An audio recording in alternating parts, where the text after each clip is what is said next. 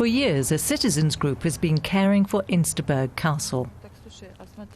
The fortress was built by the Teutonic Order in Chernyakhorsk, not far from Kaliningrad.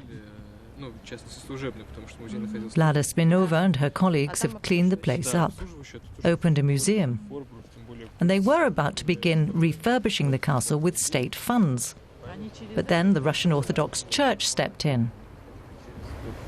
We were totally blindsided. We didn't know that the church was already negotiating with the authorities to take over the castle. We were only informed when everything was already signed and sealed. Recent Russian legislation allows the Orthodox Church to claim former religious property as its own. Since the castle was built by a religious order, albeit a Catholic one, the Orthodox Church has staked its claim. The Russian Church has acquired many buildings in this manner, castles as well as former German churches, both Catholic and Protestant. They've received dozens of buildings and properties, even though there were virtually no Orthodox churches in the area once known as East Prussia.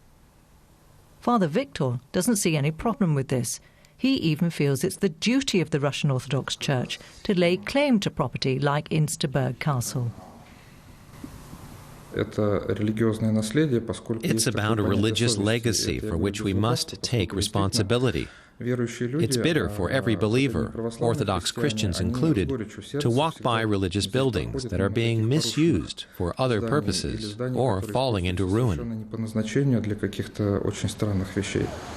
But many in Kaliningrad feel that the Orthodox Church is simply being ruthless and greedy. Artists, writers and historians are warning of the possible consequences. Svetlana Sokolova, head of Kaliningrad's local history museum, fears that the Russian Orthodox Church's hunger to acquire property is jeopardizing the region's diverse cultural legacy. I don't know how the Russian Orthodox Church plans to raise enough money to maintain or restore the heritage sites already in its possession. Like the Church of St. Catherine in the village of Arnau, now called Rodniki, it was built with money from Germany. Vladimir Rishkov used to guide German tourists around the church when it was still a museum. But now Father Sergei from the Russian Orthodox Church has the say here. Sparks fly whenever the two men meet. The church, one of the region's most important historical buildings, is famous for its murals, which date back to the 14th century.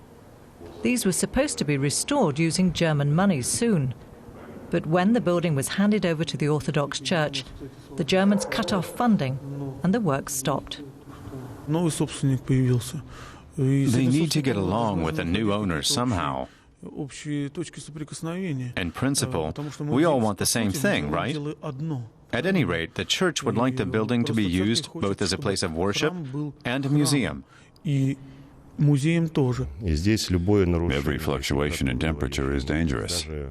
And when church services are held here, it could affect the paint of the murals and damage them. It's not clear what the Russian Orthodox Church plans to do with the ruins of Insterburg Castle.